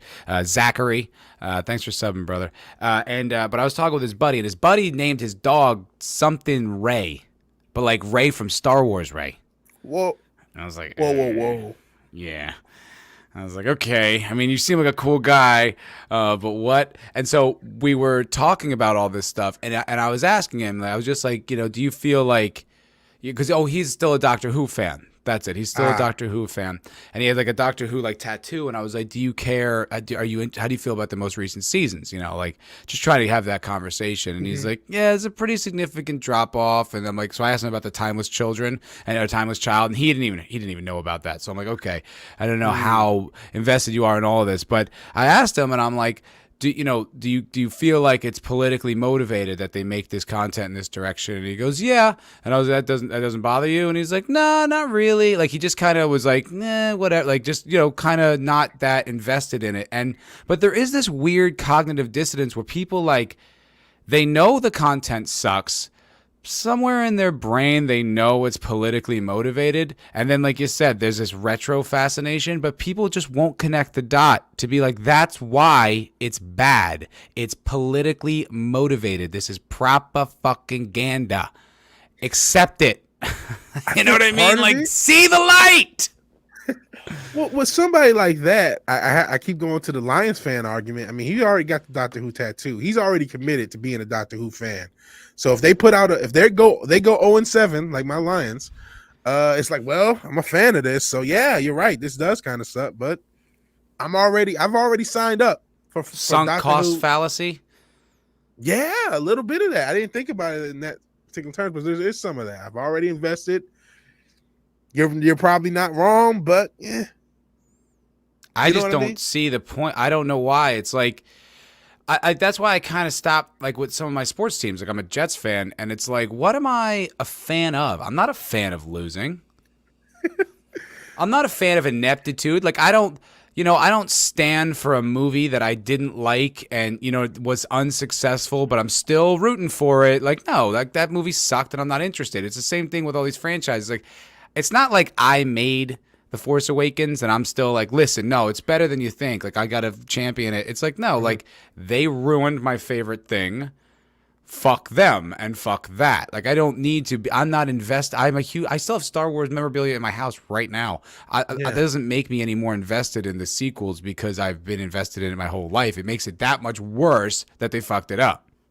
Yeah, I tend to go that way, but I think there's people who either I've already, like you said, sunk cost fallacy. I've already invested in this, so I gotta like it, or B, they're willing to acknowledge what's wrong with it. But it's like, this is still sort of thing I like. Almost similar to what you were talking about with your grandfather, only stuff that's not that good. But it's like, well, this is in my wheelhouse. Even if it's not the best version of it, I'll still accept it. So it's like, I'll accept an inferior version of Star Wars just to get Star Wars. Hell, I think the Mandalorian fandom was that. I agree. Even though it was, a lot more competent than the movies, the trilogy. I think the Mandalorian... There are some cool episodes. There's some cool scenes. I thought the first season was better than the second one. I couldn't even stay interested long enough to trash it. I was just like, I don't even care. Nothing happened in that show. Nothing happened. There was no consequences. It's not good. I think a lot of people are going to realize it's not as good as they thought on rewatches. I do too. They're going to find themselves bored. They're not going to finish it. They're going to because once like the illusion wears off, like once you've seen like the special effects and the explosions and all that stuff, and now you're just sort of invested more just in the story and the dialogue. Like I think a lot of people are gonna be like, wait, this sucks. Yeah. Or just like, this is not really. It's not. There was nothing to it. Not boring as fuck. Like what? I can break down and spoiler for the entire series of The Mandalorian thus far. Mando finds a baby. What? Oh yeah, you got something. Yeah, not yet, but it is coming up in about, I think it's like 3 minutes, so I'm going to have to boogie for a little while. So I know everyone's going to be very crestfallen and heartbroken that I'm not going to be around, but Vigilante Williamson is going to stick with you for a little while I step off and take a really poorly scheduled phone call. Real life, folks, real life. Real quick before you go. I just think like the entire series of The Mandalorian, this is what happened. Mandalorian finds a baby that has superpowers that the Empire wants, so the remnants of the Empire, because they're still around, even though which I thought was a great idea. That's the kind of thing I want to see in a sequel, property of Star Wars. Yeah, what's the universe look like now? And that's some of the cool stuff. The Bill Burr episode that everyone loved, I loved, where he talks about who's this guy talking with Vigilante again? Yeah, I don't know, some rando, some clown. But no. There was some cool stuff, but then it's like, what really happened? He finds a baby, he runs from the Empire, then he gives the baby to Luke. That's 2 seasons. That's literally what happened all over 2 seasons. That's it. That's all that happened. Yeah, like and just a million little side quests that like have no impact on the story, and you really Link DeLorean. It's just hard to get invested because it's like, well, nothing's gonna happen. What you know what I mean? He's gonna get his ship back, so we're just going through the motions, and it gets so ridiculous. Like the one where he crashes through the ice walls, and then like 2 guys like rebuild his ship. You're like, that's not how. What are you talking about? It's a spacefaring vessel, and it can just be repaired like without a machine shop or a facility. Like really, like oh man. There's another part of that. Wasn't there an episode where there was like a hole in the ship, but they were somehow able to go in and out of atmospheres? I'm like, no. I don't even remember. And that's the thing. Like, remember that. Oh, I'm getting the call. All right, I'll be back, guys. All right, Foulball's out, and we just found out I can check you guys' comments. Look, it's almost like it's my show. So, yeah, there was a scene I around that ice episode, I believe. There was a hole in his ship. And he was just able to fly through both make exits and entries from planets' atmospheres through with holes in their ship. And I'm not a science expert by any means. You guys heard me talk, but I know that would make a ship break up. You would die. The ship would explode. There's no way a ship could just go in and out of an atmosphere and then fly through the darkness of space with a hole in it. That's just completely improbable. Not that in and of itself was a deal breaker of the Mandalorian. Like I didn't watch because of this weird science thing, but it was just a bunch of stuff like that. Mandalorian was overrated. It was absolutely overrated. Yeah, he's fouled out, Lord Thoth. Fouled out's a special ship. I think the people who made it was special. And I think that's a case of being the and hopefully this is a, you know, I'm not even gonna say the word, being the tallest little person. I don't want to be offended. OT, I know I'm slowly gearing up to start my own channel, mix of politics and culture. I hate being in front of a camera, but I think I'm gonna do it. I hate being in front of a camera too, man. That's why I do the logo stuff. But it's cool to see you, man. APM. Keep do a channel. Everyone should do a channel, man. Please do it. It'll be frustrating at times, but it's definitely fun to do. Definitely fun to do. Just because the Dallas Cowboys have disappointed me and broke my heart in this last 26 years doesn't mean I stopped being a Cowboys fan. I think that's how a lot of people feel with their fandom. I think us, and you know, hell, I'm like that with certain things. I think I'm still going to be a Batman fan no matter what the fuck they do with it. And a DC fan no matter what the fuck they do with a lot of that stuff. They can make Superman gay. I'm not going to stop caring about Superman, or or whatever else. They can do everything to him. I'm not going to stop caring about that. But I think there are people who have that. Just like, listen, I'm already a fan. I've been a fan for a while. Things are rough. They could get better, so I'm going to keep being a fan. And then, at the end of the day, there's nothing wrong with that. I was kind of taken aback when some of the bigger YouTubers said they can't watch the OG Star Wars anymore because of the sequel trilogy. I'm like, yeah, I don't feel that way. I don't think the sequel trilogy is going to make me change how I feel about the content that I already love. Yes, stop being a spaceship bigot, you bigot. I'm not a bigot. I just don't think. Listen, you try to fly a spaceship with a hole in it. You see how you do. It was like what was it, cognitive narrative dissonance? I'm like, what the fuck? Superman was always gay, at least bi-curious. Well, he did have his underwear on the outside. Who knows what's going on with that? But I get that fandom thing. I get just wanting to be a fan. I think, again, that's why The Mandalorian was successful, because there were a lot of people who still wanted to be Star Wars fans, and they got some Star Wars that could stand up straight, and they were happy with it. We'll see what the Book of Boba Fett does. There's been a lot since then. They fired Gina. She was a popular character. They've had all their upheaval, but normies don't know about that. Maybe a few normies, oh yeah, they fired the one girl, but that doesn't really matter. We'll see what the Book of Boba Fett does. I have really little interest in it. Very little interest. There's my alarm telling me to wake up. I'm up. Let's see. With the Razor Crest ramp stuck open, how do they maintain cabin pressure? Oh yeah, because that was stressed out Baby Yoda doing whatever it was General Leia did in TLJ. That scene was such a mess. That's another, like, in the Last Jedi, where Leia just gains superpowers and invincibility and just floats through space and flies through space. But yeah, there was you're right, the Razor Crest, and I couldn't think of the ship. Thank you, Cavatino. Cavalryman Che. The Razor Crest is the Mando ship. I'm just saying his ship. But yeah, it was there was some stuff like that. Like, that isn't science. That isn't science. It's almost Sonar in space bad. Like Mando, but to be honest, the writing was on par with 80s Saturday morning cartoons. I agree with you. And maybe that was part of the draw. I really liked the first season a lot. And I was cool. I can't tell you why I liked the first season more than the second. I think because the first season embraced being the villain of the week and being a Saturday morning cartoon to me a little bit more. And the second season tried to make it a little bit more serious while even less happened. And it was it was treading ground to me. Like, I do like what you call it. I do like the Bill Burr episode. I think my two favorite episodes of The Mandalorian are the ones with Bill Burr in it. The one from the first season and one in the second season. Let's see, APM says, sadly, this fellowship or alliance or community, if you prefer, needs a gay voice. Pains me to say that, but gays do need to push back against the woke insanity before the far right become a thing. People do need to see we're doing something. Hey, I'd be aligned if a similar thing with black people. I think a lot of the black conservatives you see are because of the left's hijacking. That's what they do, man. The far left hijacks people's identities. These allies come in who aren't even a part of a group, and then they get to tell that group what to do and how to think. So I absolutely understand that point. Yeah, space sonar. That was a reference to Star Trek Discovery as sonar in space.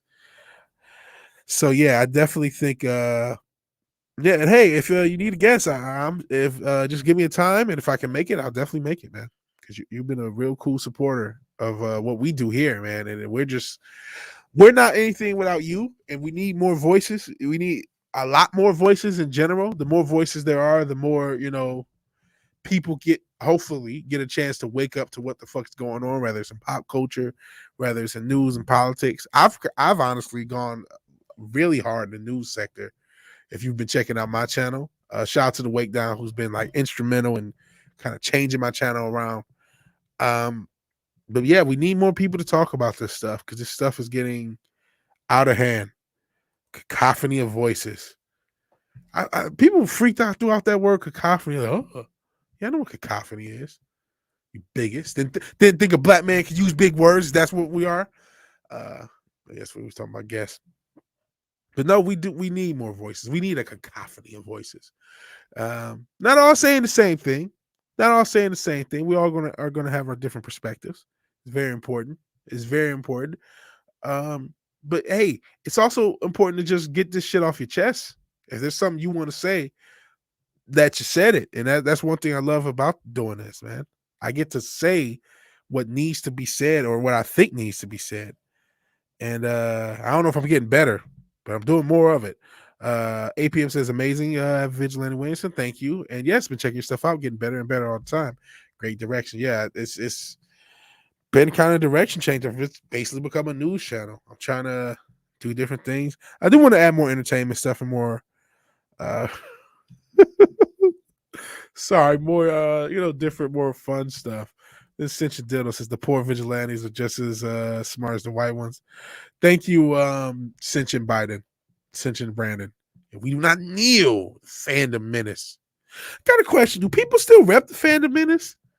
Or is the cool thing to say, yeah, I'm not part of the fandom menace? Because I don't know where I am relative to the fandom menace. I always thought myself fandom menace adjacent. But do people still rep that? It seems like it's the cool thing to act like you don't rep it, even if you do. Like it's the hipster thing. Getting along with your computer better. Yeah, rough girl. How's that been going? Think I've been more ranting. Hey, rants are fun. People love rants. And again, you got to get this stuff off your chest. You got to get this stuff off your chest, man. It's important, bro. It's important. It's important. Man. So I wonder what other powers I have. So basically there's a new thing with StreamYard. So I'm on Matt's channel, but it gives me the control like I'm on my channel. I can do whatever I want. Whatever I want. I'm trying to see if there's something that we were going to cover that I can kind of get into before then. I'm not sure. Oh boy. APM. I don't disagree with this at all. In fact, I had a stream about it saying it was the death of the fandom menace. And brother, it's felt like it. That's me being real. The fandom menace died when Doomcock and Gary. Oh, we're talking YouTuber drama right now? Well, APM is actually starting a channel. Fuck yeah. Yeah. And so we were talking about it, and then somebody said something about the fandom menace, and then I just asked, you know what? Is the fandom menace still a thing? Because now it seems like the cool thing is to not rep it when you rep it, and then APM brought up that comment. I'm like, you know what? There's some truth to that. There's been something, I don't want to talk about other people's things. That's funny you say that because I was actually talking with those guys at the bar last night about what the fandom menace is. Yeah, And yeah. it's really kind of, it's more like an idea than anything that's just shared by a lot of people. Yeah. It's not really a group, like it's not an official organization. You know, there's not Yeah, like no. memberships and stuff. Like, I think we all kind of have an idea of what the fandom menace really is, but I don't think we like, I don't know, like, I'm kind of, okay, I'm a little more curious to hear like where this idea goes, like what the actual tenets of it's gone now mean. So to me, there was something, and I couldn't tell you what it was. It felt like there are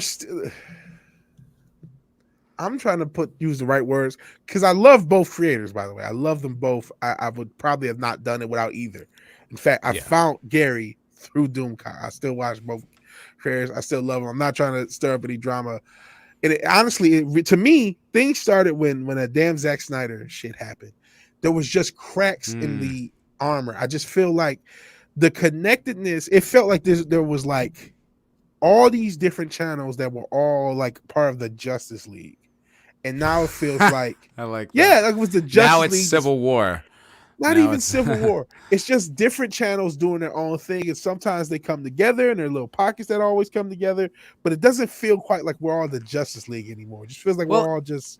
Are we as needed right now? And I mean that in the sense that, like, I think not most, but lots and lots of people are hip to this. You know, like, people are fighting CRT in their schools, you know, like people kind of like the term woke is thrown around by like the media, you know what I mean? Like as a disparaging thing. So I think why it was so important at the time is because it wasn't being spoken about. You didn't hear the very valid criticisms that, you know, how bad Star Wars was, you know, what they're doing to Marvel, the whole comic book industry thing, like that was suppressed.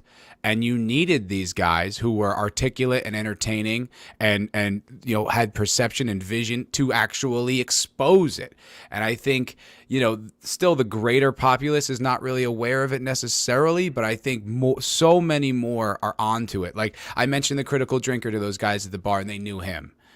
You know, he's almost got 1 million subs. You know, like there's a lot of people that they're waking up, dude. But I'm just like, it's not necessarily, there's not as much of a fight to fight. Like, we don't need to slay the Eternals. There's no reason. You're right.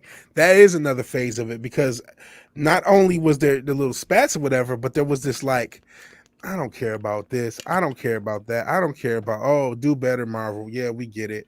There was something, we are now a generation past woke. We are now, okay, everything's woke now. So it's become passe. There's less shock. You were probably shocked when you saw Luke's green titty milk. But by the time they make Superman bisexual, it's just Tuesday. It's not even a story. Like now they're just throwing Hail Marys to get attention. Yeah. Like they don't even believe in it. People can't even muster up the energy to get outraged. I mean, you know, it's like it's jarring, but like it's still like whatever. Okay, commie's gonna commie. Yeah, is what it is. Like we know now, we identify it. We're not supporting it. You know, like there's changes in this country. You know what I mean? Republicans are being voted in states that have been blue for decades. Like there are a lot of people that are waking up a little bit and really are just seeing what it is. So yeah. I don't know, like how could the fandom menace be more effective? Like what could they do? What do they need to do right now that like isn't being done? That from that angle, I agree with you. I do think though, because I still feel it to this day, there are people who really bought into the collective element of everyone and being a part of something. And now there's just a bunch of different channels. And it doesn't feel like the same. To me, it just doesn't feel as tight. Doesn't feel as we're not desperate for it. I mean, when Game of Thrones collapsed, that was the thing that got me into it. Was when Game of Thrones collapsed, I just couldn't believe what I was witnessing. I had to go find people talk about it. So I found the Critical Drinker. It's the first one I found, and I was like, "Thank God there is someone out there who gets it and is talking about it. Thank God. And then that got me down the whole rabbit hole. That's why I found Gary. That's why I found Doomcock. That's why I found everybody. Mauler. Yeah. And I was like, oh, Mauler's just like just destroying like the Last Jedi. And you're like, oh my God, thank God. Like I'm living in this world where everyone's like applauding this nonsense. It makes you crazy. Yeah, but, you know, yeah.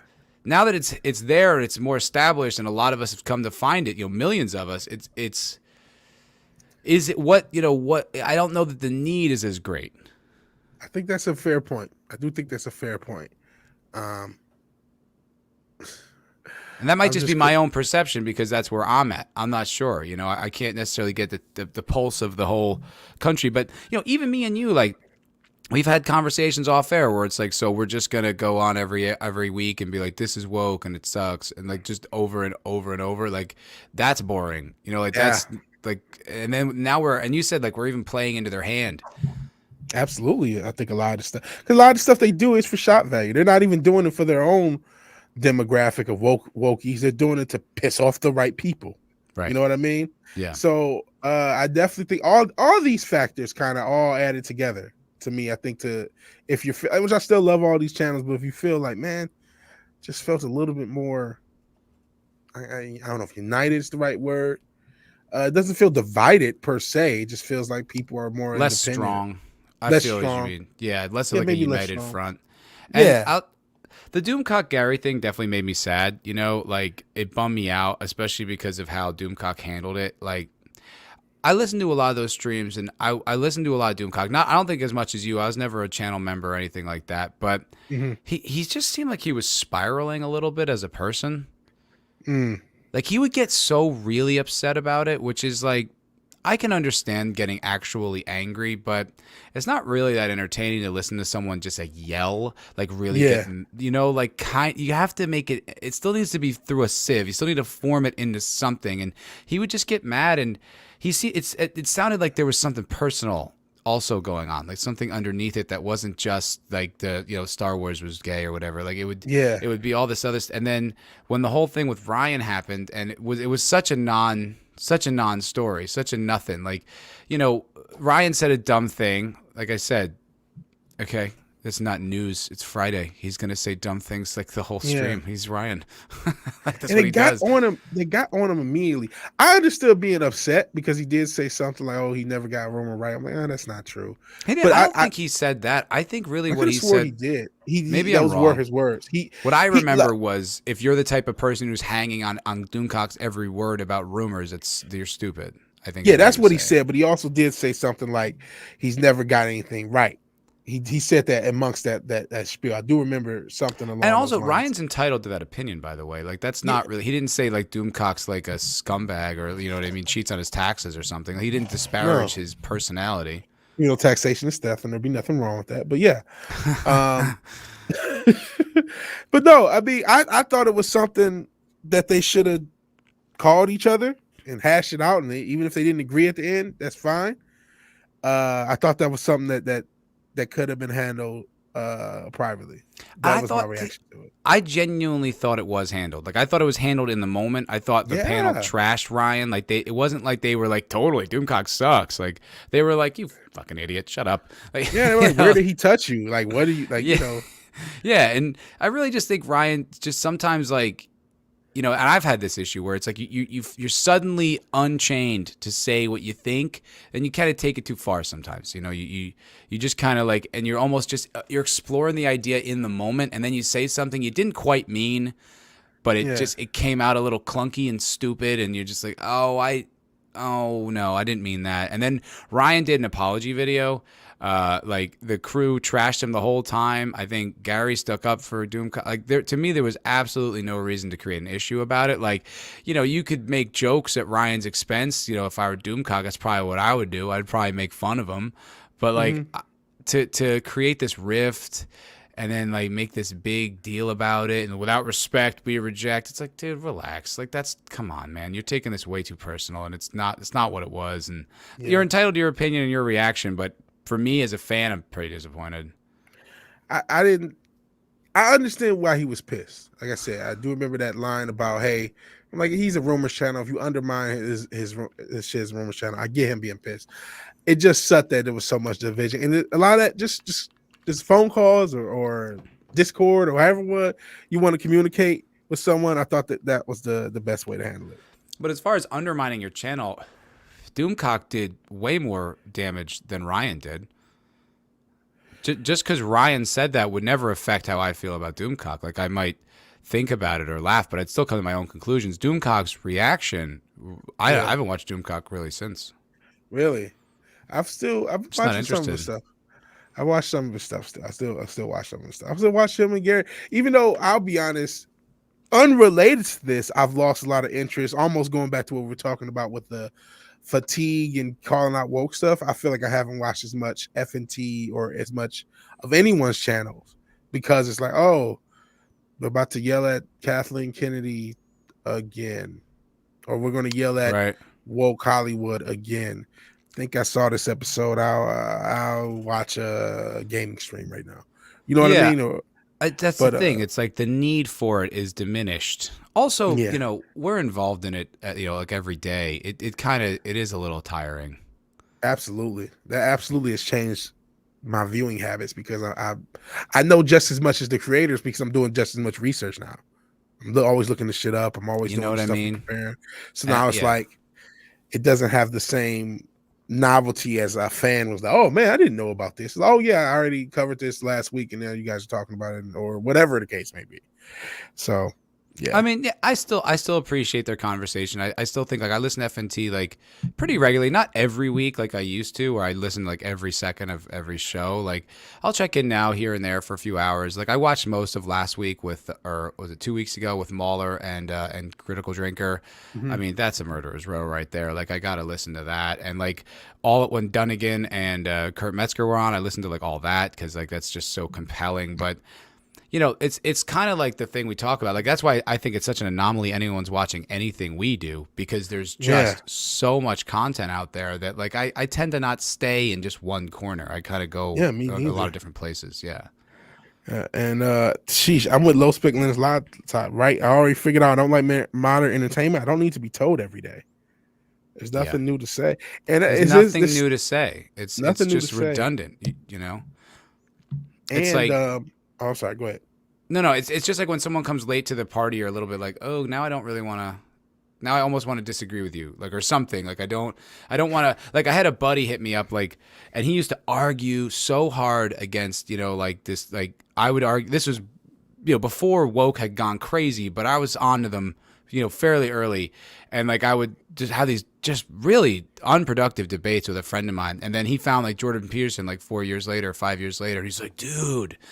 And I'm like, yeah, you know what I mean? Like, I'm not really, we're not bonded over this now. You know what I mean? Like, you were really unpleasant to my ideas. Now that you share them, like, we're going to be buddies. No, man, like, that's not, you know, I'm glad you saw the light and good luck and keep following that path. But, like, you know, you were kind of a dick and now you know what I mean? It's just like, you know, and now people are like, you know what's woke? Marvel. You're like, yeah. You know, it has been for a while. Got it, you know, like there's feminist agenda in these movies. You're like, okay, you guys take the ball and run with it. I'm going somewhere else. Yeah. Well, anyway, but yeah, I mean, it is interesting. Like, I still love and respect, you know, most of the guys in that I would consider in the Fandom Menace, you know, and it's like I still respect Doomcock. Don't get me wrong. I'm just not that interested anymore. But like, you know, Gary's still one of my favorite creators. Like, you know, him and Az and Mauler doing a Tuesday stream every week. I mean, that's pretty generous, you know, like that's a good lineup right there. And so they make good content. And it's like, if you're interested in it, check it out. Yeah. That's all I said. I guess that's all to be said. And like, you know, I still watch Doom. I still watch everybody at times. I just watch a lot less of everyone than I used to. A lot less. Sometimes I really just want to laugh. Like, I really just don't want to deal with anything. I just want like someone to be funny. Yeah. And honestly, I honestly, as a content creator, I wish I could provide that. I'm looking because I feel like I've moved into more news stuff on my channel than like a lot of entertainment stuff. But I really wish I could just make it more entertaining in general instead of just, hey, the world is fucking ending and everything's fucked up. Yeah, it's not the same, and that's okay. Things change. people grow. Thundercats Ho, listen to this. This is actually pretty interesting. He says, sadly, Doomcock lost trust when he started posting so many source videos. I don't know what he means by that. What does that mean, source videos? I think he's talking about, if you watch Doomcock's videos, he'll discuss his sources, and he started to use like he will tell you, I don't know of this source, but so he's starting to use less sources in his, like more newer sources, and they're giving him more wacky information. And he's even talked on his videos, this could be, take it with a grain of salt. He always says that, by the way. In Doomcock's defense, every single rumor video I've ever watched, he always says, just take it as a rumor. Yes. Which is another, if you want to defend him or whatever, which I agree with. He does say that. And he's discussed on these videos, whether or not he trusts these sources, or whether or not you should trust them. Like, hey, I could be being lied to. I could be getting my chain yanked by this source. Yeah. And so, but he's still talked about it, though. He's still shown these videos. Yeah, which he should. I mean, that's his business. That's what he does. And look, he might be right, and it's worth talking about sometimes. I mean, I'm not interested in whether Kathleen Kennedy's there or not. I could give a shit. It means nothing to me. Who cares? Like I said, they're so entrenched. It would have to be such a dramatic departure, from what they do to get back to something that's actually just pure entertainment. Like it. I'm at this point, I'm just like, I need to be convinced until I'll go back to anything. Let me read, actually, speaking of which, let me read this comment, then I have a question for you. I didn't like Ryan's comments at the time, but I didn't like Doomcock's response. I don't watch either anymore. So that little spat, both of them lost a fan. Yeah. And that's interesting. There's somebody on my channel, Noble Iro. He hates everyone. I don't think he likes you. He hates everyone but me, strangely. I think me and maybe Nick Weiser. I mean, I hate myself plenty, so I get it. Oh, no. Just kidding.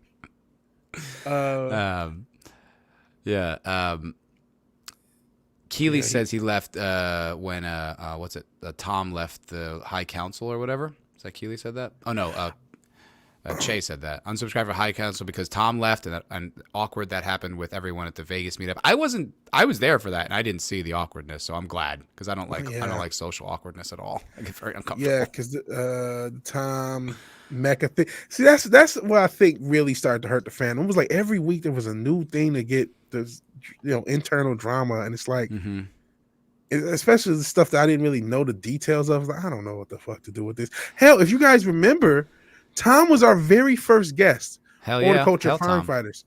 And that shit broke the same day he was a guest. Oh, that's right. We didn't talk about it. No, I think real quick, we asked him if he wanted to talk about it. He said no, and then we just moved on. Respect. Too much respect for Tom. Because Tom's the man. Tom's the fucking man. And I thought, that was just fuckery. It just seemed like after that fucking Mr. I forgot his name already, Zack Snyder, it just seemed like there was a hex put on the fucking fandom, and then there were just different spats. You know what, Stitch and Dildo? Is that the Illuminati? Obviously, that's what happened. Warner Brothers confirmed. Illuminati confirmed. They went to Molech. They did some old crazy shit, sacrificed some kids. Yeah. Sex magic, obviously, and they said, "Go put a hex on those people." When he did his little, as far as I'm concerned, crossed his arms, that unleashed some hex on the fandom, and we've been dealing with it ever since. What's the Father Christopher Miller? We need him to exercise the fandom. Yes, we need him to exercise the fandom. Yes. So yeah, my question is for you, because I'm embarrassed to admit that there is still the tiniest kernel of interest, even though it comes with a tremendous amount of trepidation and frustration. Are you gonna watch the Boba Fett series? No. Okay. And I thought about it, and it's just like, I don't care. I don't. I did think about it because I'm like, man, I used to cover stuff. Even if The Mandalorian was boring, I did like doing a weekly review of something. It made me feel, even if nobody really watched, it made me feel like I was a part of something. Sure. And I've been, I didn't do reviews on WandaVision. I didn't do reviews. No, I did do a few reviews on WandaVision, but I didn't do most of it. I didn't do Loki. I didn't do a lot of these shows. And They're making the freaking fans gay. Turn the fans gay. There you go, Cinch and Diddle. Now you get it. Now you've woken up. That's funny. Yeah, hit the like button, please. Please like, Thank you, share, thank you, subscribe. thank And oh, here's another thing. We will do this show next week on my channel. Shout out to Nelson the Gentleman. He didn't know, and I think it's because we don't say it enough, that this rotates channels. He thought this was just a show we did every 2 weeks. Oh yeah, no. Rotates on the Vidge's channel and my channel, goes back and forth. And also we put up every single episode on iTunes and Spotify and Google Podcasts, anywhere you can get podcasts. We're up there. So if you guys like the show, please support it. Tell a friend.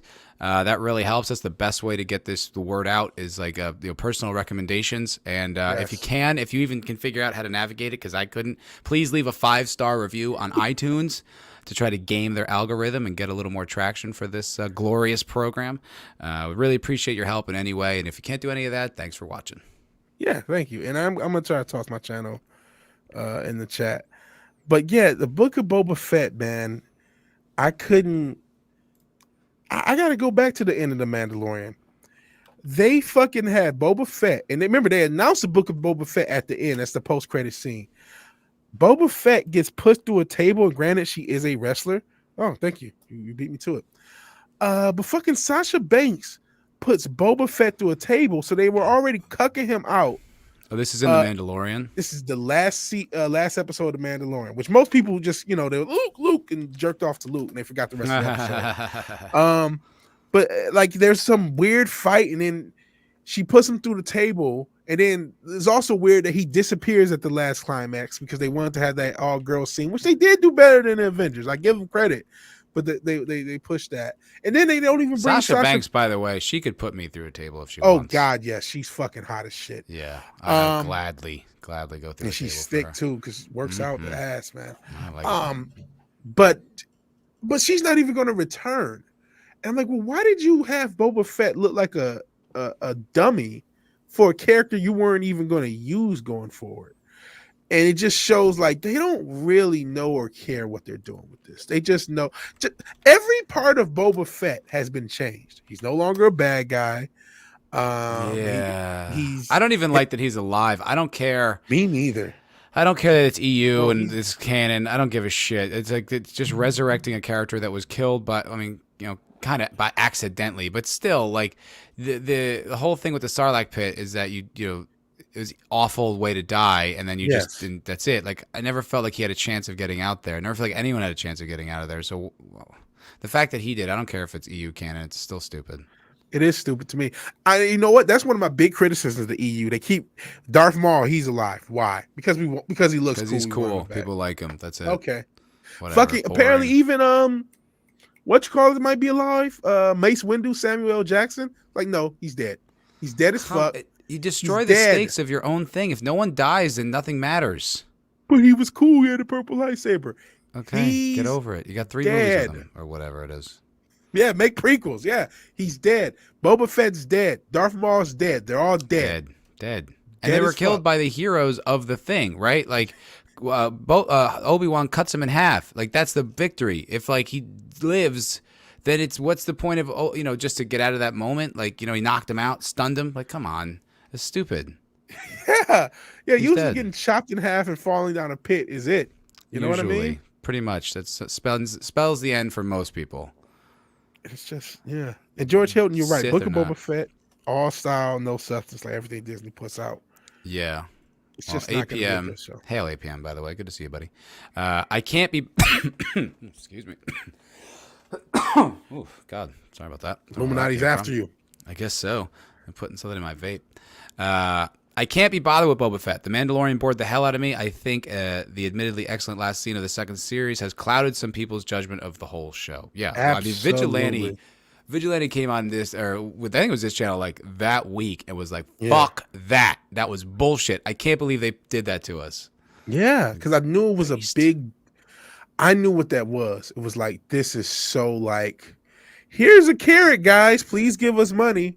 We need, we've been doing a lot of woke stuff. We've lost a little of our funds. We need some of your hard-earned money. So here's something you might like. And it worked. It fucking worked. Oh, it worked. I can't believe, I guess I can't believe people fell for it. I can. It goes back to what we're talking about. People do want to like this stuff. even if Yeah, they they hate it. really do. They want to like it, and I respect that. I empathize with that. I want to like it too, but not at the expense of my own, personal integrity. Somebody's gonna buy a ticket to go see the Detroit Lions be 0-7. They're They gonna have to, go, otherwise they can't even put on TV. So there's 50,000 people doing it every week. yeah, and they're gonna do. But people are gonna buy hats. They're gonna buy all sorts of shit for 0-17 or whatever we are, maybe 0-8. That's just what's gonna happen because they want that team to do well. And in the same way, doesn't matter. There's gonna be people who watch this Book of Boba Fett. Millions of people are still gonna watch it. Right? Rather I watch it or not, there are gonna be millions of people who go on Disney Plus just because it's Star Wars, just because they want Star Wars to work, and they're going to watch it. It does say, okay, so I want to have it does say Favreau is the showrunner. Mm-hmm. Now, he's the showrunner of Mandalorian, and that's not the greatest show I've ever seen. So it doesn't mean he has an automatic pedigree. But you did see, when I was reviewing it, you did see some episodes that were excellent. Yes. Some that treated it with respect, and even though they were side quests, they were very meticulously put together. There was a logical progression. There was character development arcs, and they were competently written scripts. And it was Chloe Zhao, I think, is that the one who was a director of a bunch of those episodes. When they teamed up, most of those episodes were really good. Not all of them, but they were pretty damn good.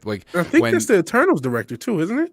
Isn't it the same girl? Is that who that is? I think she is. She's the same girl that got them in trouble with China, but she did do a good job on The Mandalorian. I think she directed that Bill Burr episode.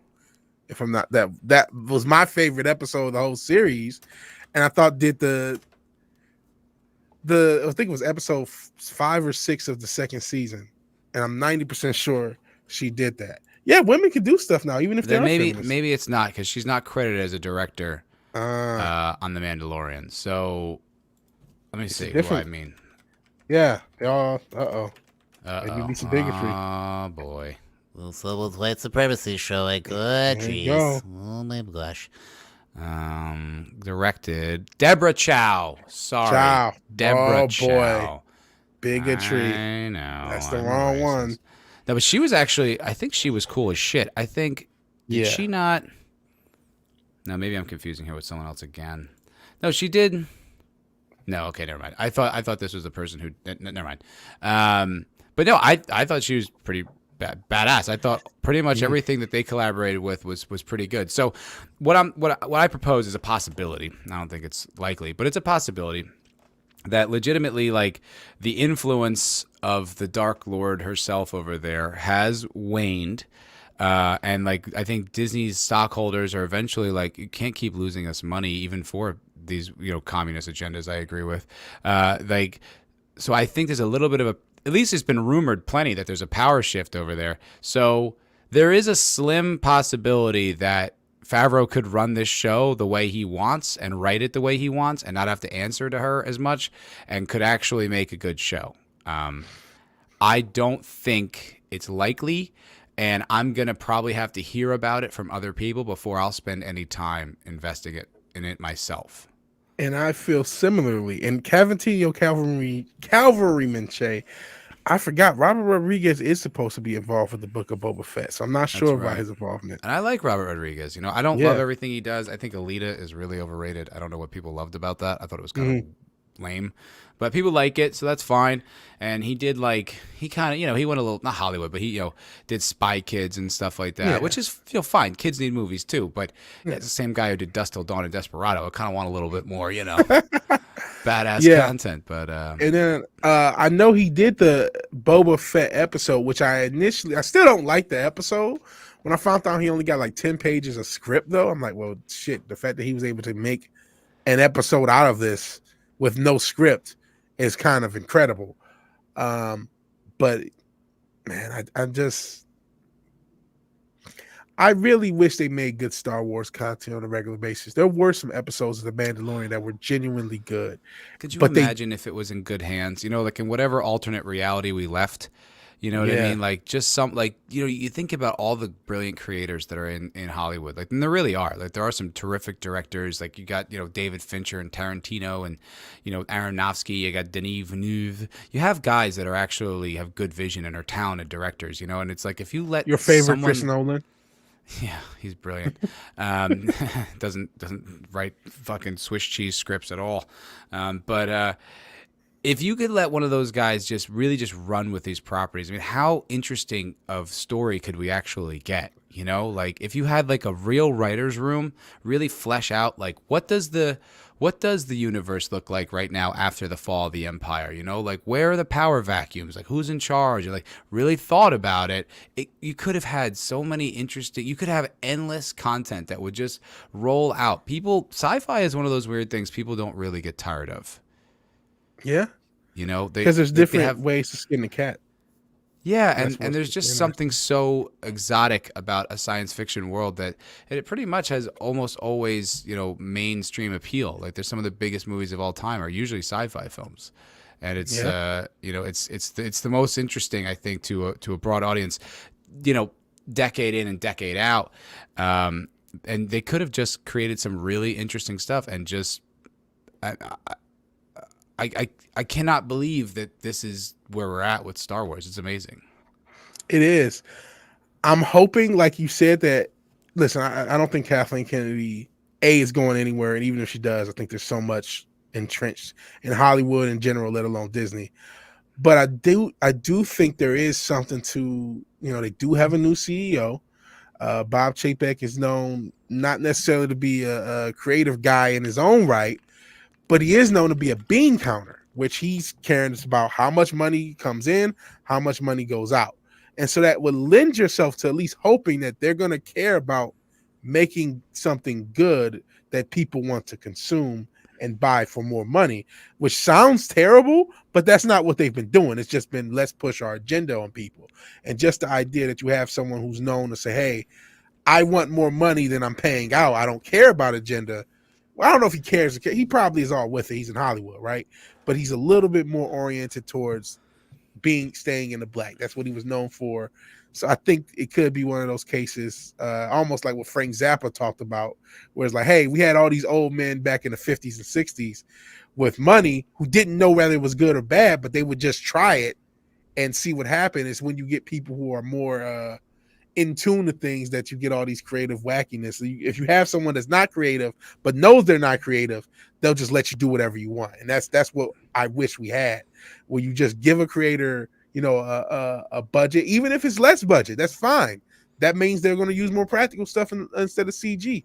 You give a creator a budget and you see what they do. That's how you get Joker. It's the most profitable movie of the past 10 years, maybe the most profitable movie unadjusted from inflation of all time. It really could be, especially if you compare budget versus box office. That's what I mean. It was only 40 billion. Think of that movie basically made $1 billion profit.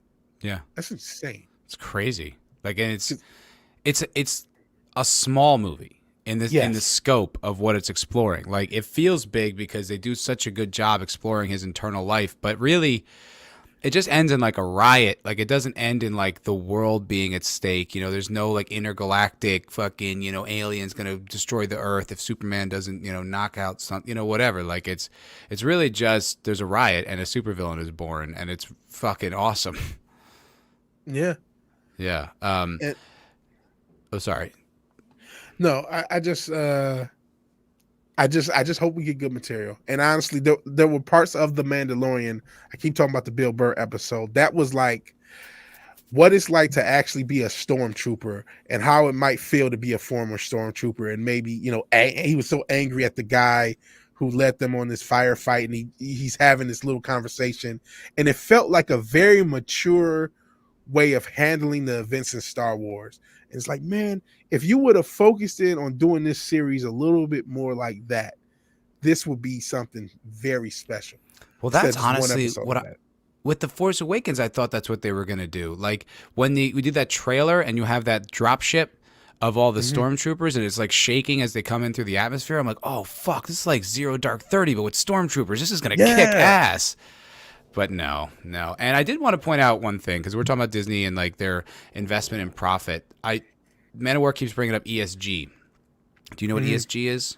Is that new woke thing they have, where it's Worse than that. It's more like the China social credit thing.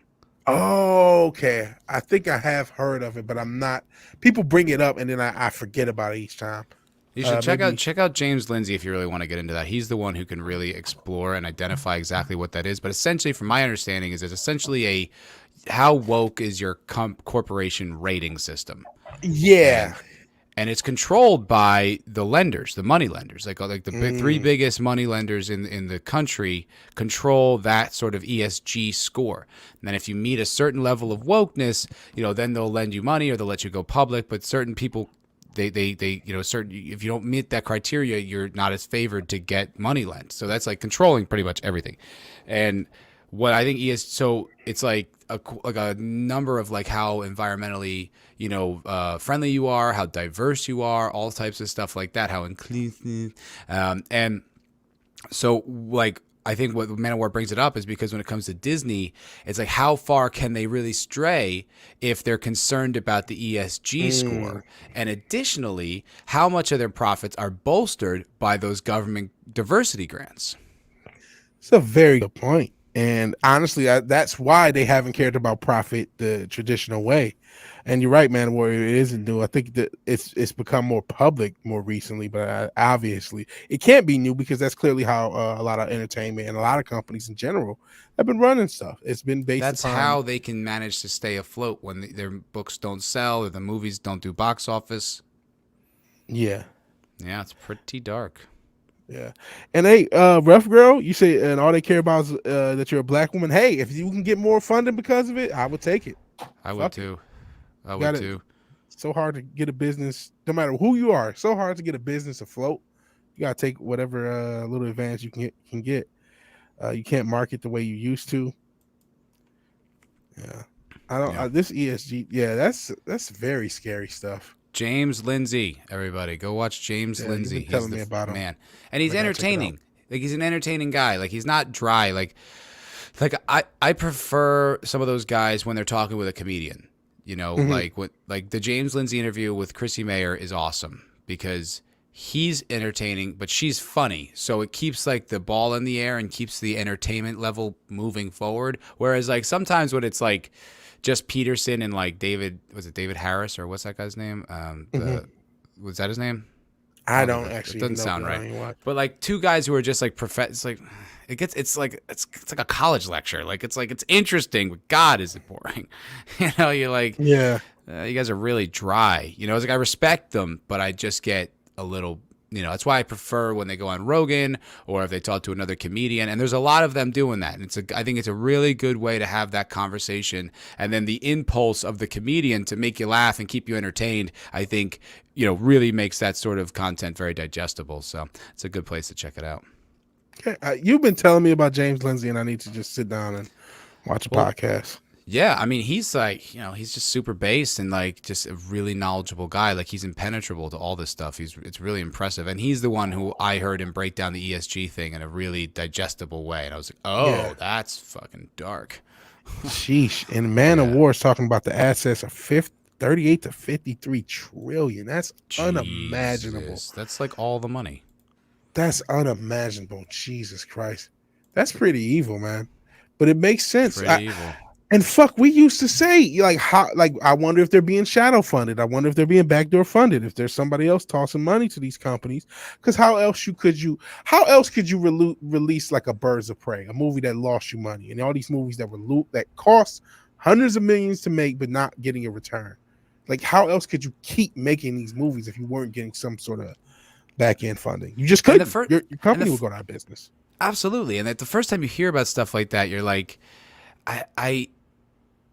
like when you hear about people getting shadow banned on like social media, you're like, yeah, it's probably not happening. And then until it happens to you, and then you're like, oh, this is so definitely happening. Like there are people that are suppressing whatever button they clicked, whatever little algorithm tweak they altered. It does happen. It is a real thing. So as much as like, you're like, oh, shadow funding for this, for movies, what are you, paranoid? It's like, no, this is real. This is not even not even a stretch. Like this is very public stuff. Yeah. And real quick, I gotta ask Sentient Dildo. So I'm a conspiracy theorist when I say all this other stuff. But we can confirm something that sounds pretty conspiratorial, right? This ESG system of companies being funded based upon that. Doesn't that sound pretty conspiratorial? Isn't that 100%. something if you would have talked about 5 or 10 years ago with no proof, someone would say, get the fuck out of your tinfoil hat? I mean, that I know I'm a conspiracy theory. I know I go out on limbs that maybe you probably shouldn't, but it's not for nothing, man. It's not for nothing. Just because I'm paranoid doesn't mean they're not out to get me. Exactly. So it's 2:00. Yeah. Do you want to ramp it up, my friend? Yeah. I hate to because I could continue this conversation on another like hour and a half, but life and work and all that other stuff calls. Absolutely. I do apologize, everyone, for not doing the cocktail lounge this past week. I had my mom was in town, so it was either ask mom to sit in the other room for like 3.5 hours or whatever. You know what I mean? It's like, that's just not going to work. So sorry. Hopefully this week I will get it up and running. I am starting a new job, so I'm not entirely sure what my new schedule is going to be just yet, but hopefully it will be a cocktail lounge this week. And I just gave Vigilante Williamson admin privileges on this channel, so if I can't do it, maybe Vig can. I don't know. Yeah, maybe I'll try to host if he can't. Absolutely. And since you did, I hate the term Illuminati because it just totally like makes it whatever you say childish. I don't necessarily know that there's necessarily always one group doing everything, but there's a lot of shit that happens behind the shadows and a lot of shit that happens behind the scenes. And hey, there are people that adhere to wacky religions that maybe you don't believe, but they are serious about it. So yeah, I don't think it's crazy at all. I mean, just anyway, we're starting a whole new conversation. But thank you everyone for watching. Please press like if you have not. Subscribe. Click the belly bell to get the little dingy notifications when YouTube's so kind enough to send them out. Would really appreciate that. And also, we're on all podcast platforms. So anywhere you can get podcasts, you can get us. And if you can go to iTunes, give us a 5-star review so that this show gets promoted. Tell your friends, share it with the world. We're trying our best here. Hope you guys like it. Yes, tell a friend to tell a friend. And I'm with Pirate Queen. Congrats on a new job. You deserve it. Thank you. It sounds like it's going to be much more lucrative than my current position. So hopefully that's the case. Yes. More money to fight culture crime. There we go. Absolutely. All right, guys. Thank you so much for watching. Everyone who was here, you guys are wonderful, beautiful, amazing people, and we will see you all next week. Peace. Peace.